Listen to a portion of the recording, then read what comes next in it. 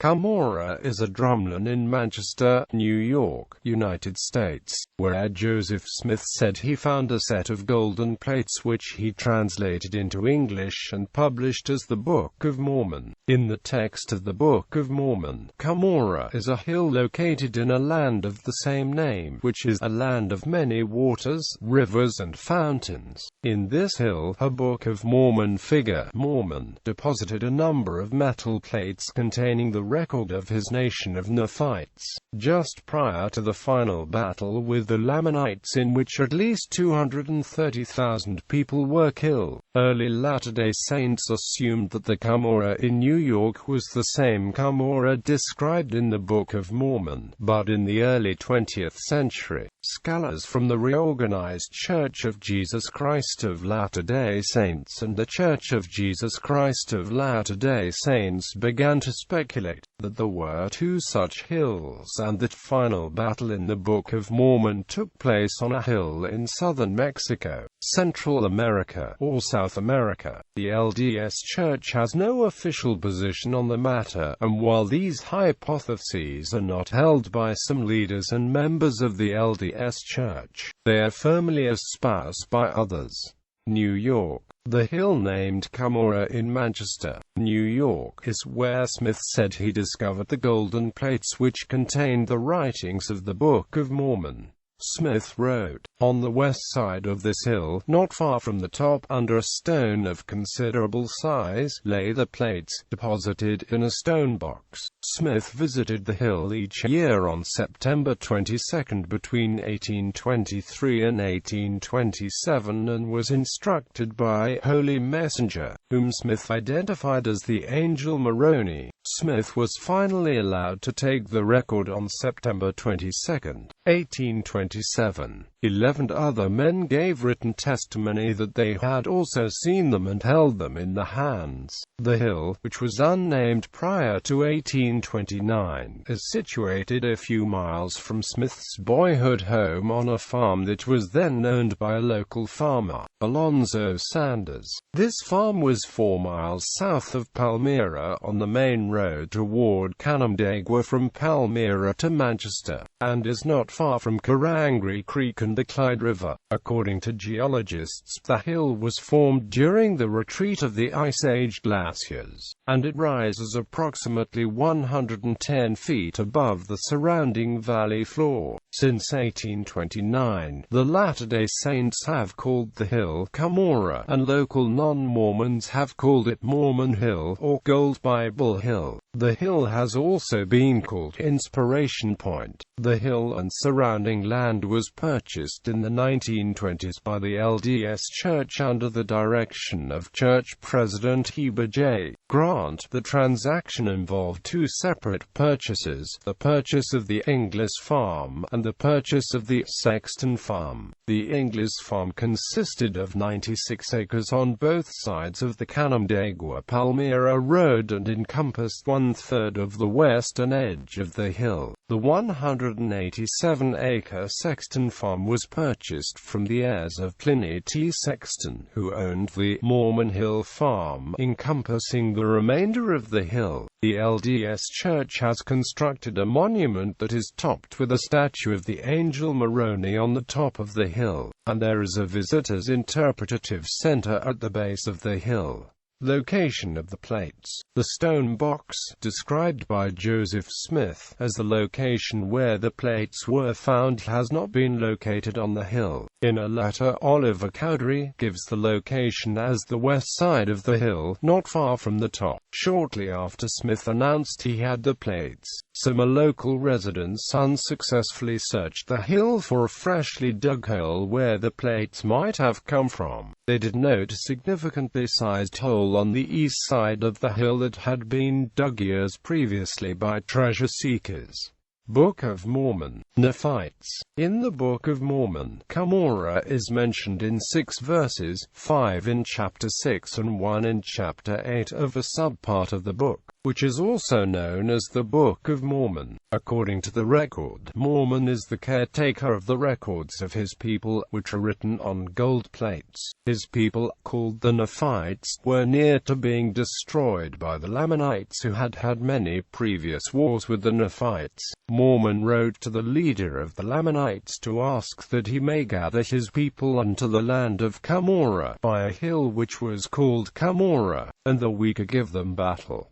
Cumorah is described as being in a land with many waters, rivers, and fountains. The leader of the Lamanites agreed, and all of the Nephites gathered together, including the women and children. Mormon wrote, and when 384 years had passed away, we had gathered in all the remainder of our people unto the land of Cumorah. Mormon then hid all of the records of his people in the hill, except for the plates that he was currently writing on, which he gave to his son Moroni. The Lamanites then attacked the Nephites, who were led by 23 men each with 10,000 men under their command. Mormon recorded that all but 24 of the Nephites had been killed, even all my people, save it were those 24 who were with me, except for those who fled to the south or defected to the Lamanites. Mormon then records his mourning for his people and a last message to those who will read his record later. Then again turns the unburied records over to his son Moroni. Moroni records, after the great and tremendous battle at Cumorah, behold, the Nephites who had escaped into the country southward were hunted by the Lamanites, until they were all destroyed, and my father also was killed by them, and I even remain alone to write the sad tale of the destruction of my people. Herodites. This hill, known as Cumorah among the Nephites, was called Ramah by the Herodites. In the Book of Mormon, during the time of the Book of Alma, the land of Cumorah was part of the land of desolation, the land which had been peopled and been destroyed, of whose bones we have spoken. This land is identified as being north of the land of Zarahemla.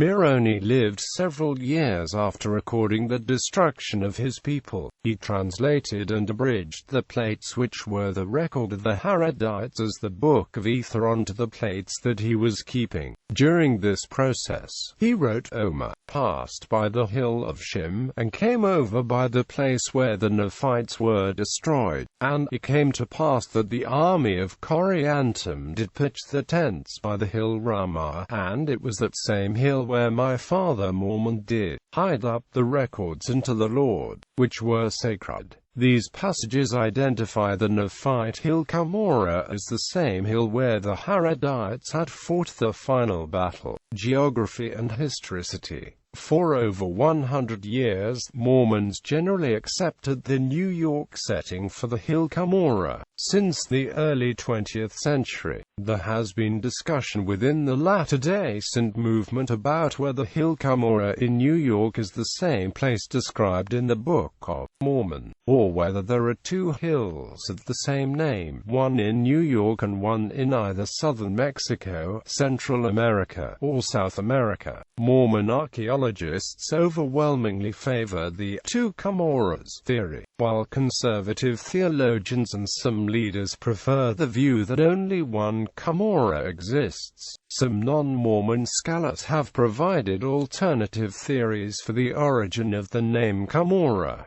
New York Hill. At least 10 different accounts refer to certain events that occurred at the hill Cumorah in New York. According to the account of Brigham Young, the angel instructed Joseph Smith to carry the golden plates back to the hill Cumorah. When Smith and Oliver Cowdery arrived, the hill opened, and they walked into a cave, in which there was a large and spacious room. The account continues by saying they found more plates than probably many wagon loads. They were piled up in the corners and along the walls. Quote, When they first entered, the sword of Laban was hanging on the wall. When they re-entered later, the sword of Laban was unsheathed and resting on top of the newly delivered golden plates. The sword had an inscription on it that said, "The sword will never be sheathed again until the kingdoms of this world become the kingdom of our God and his Christ." It has been suggested by Mesoamerican Cumorah advocates that these events occurred in a vision rather than a physical visit. There has been no on-site archaeological research at Cumorah in New York. Cerro-El-Vigia. For a variety of reasons, Mormon scholars have proposed the Cerro-El-Vigia, or 18.4569 degrees north, 95.35028 degrees west, 18.45694 minus 95.35028 in Veracruz, Mexico, as the hill Cumorah in the Book of Mormon. John L. Sorensen has listed 15 cultural criteria for the hill Cumorah, which are based on contextual clues from the text of the Book of Mormon: cities, towers, agriculture, metallurgy, a formal political state, organized religion, idolatry, crafts, trade, writing, weaponry, astronomy, calendar systems, cement, and wheels. Sorensen alleges that the hill in New York at least partly fits 4 of these requirements, while the Cerro-El-Vigia meets all of them. According to David Palmer, a list of topographic and geographic criteria for Cumorah has been developed.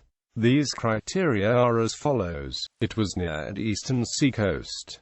It was near a narrow neck of land. It was on a coastal plain, and possibly near other mountains and valleys. It was 1 day's journey south of a large body of water. It was in an area of many rivers and waters. It was in the presence of fountains. The abundance of water apparently provided a military advantage. There was an escape route to the land southward. The hill was large enough to provide a view of hundreds of thousands of bodies. The hill was apparently a significant landmark. The hill was apparently freestanding so people could camp around it. The climate was apparently temperate with no record of colder snow. The hill was located in a volcanic zone susceptible to earthquakes. Alternative origin of the name: some scholars have theorized that Smith created the name Cumorah through his study of the treasure hunting stories of Captain William Kidd, because Kidd was said to have buried treasure in the Comoros Islands. Previous to announcing his discovery of the Book of Mormon, Smith had spent several years employed as a treasure seeker. Since the 1830 edition of the Book of Mormon printed the name Cumorah as Cumorah, it has been suggested that Smith used the name of the islands and applied it to the hill where he found buried treasure, the golden plates. Complementing this proposal is the theory that Smith borrowed the name of a settlement in the Comoros, Moroni, and applied it to the angel which led him to the golden plates. Others posit that this line of argument commits the logical error of appeal to probability. They also point out that it is highly unlikely that Smith had access to material which would have referred to the then small settlement of Moroni, particularly since it did not appear in most contemporary gazetteers. However, other Mormon authors have suggested that the ancestors of the Nephite people may have encountered the Comoros Islands on their initial voyage from the Arabian Peninsula to the Western Hemisphere, and that the Nephite civilization therefore may have retained a collective knowledge of the names Comoros and Moroni. Alternate LDS archaeological view. A minority of LDS scholars, some of whom specialize in 19th-century American literature, placed the original literary setting for the Book of Mormon among the mythic mound builders of North America. Recent archaeological discoveries in North America, together with new historical information in the Joseph Smith Papers project, have led to a resurgence of interest in the traditional New York setting. Accepting the mound builder setting, At least one Mormon researcher has pointed out that no Central or South American setting for the Book of Mormon is likely to be accepted by mainstream academia as a legitimate source of Smith's golden plates. Kuhn cites non-Mormon archaeologist Salvatore Trento, who posits the possibility that Smith actually discovered buried metal tablets engraved with weird markings. Trento notes comparable discoveries in northeastern America which Kuhn points out are not likely the result of a singular ancient individual traveling thousands of miles from Central or South America to upstate New York. According to Trento, such finds are consistent with the 19th-century mound builder literary setting in which the Book of Mormon is classed by non-Mormon specialists. Pageant. Currently, the 283-acre site near Palmyra, New York, hosts the annual Hill Cumorah pageant. This large, outdoor Latter-day Saint pageant typically occurs in early July and is free to the public. The pageant can trace its history back to 1935. The current title, America's Witness for Christ, was first used in 1937. This was a play by H. Wayne Driggs that remained the basic text of the pageant until 1987. The 1987 revision, which is still used, was written in large part by Orson Scott Card.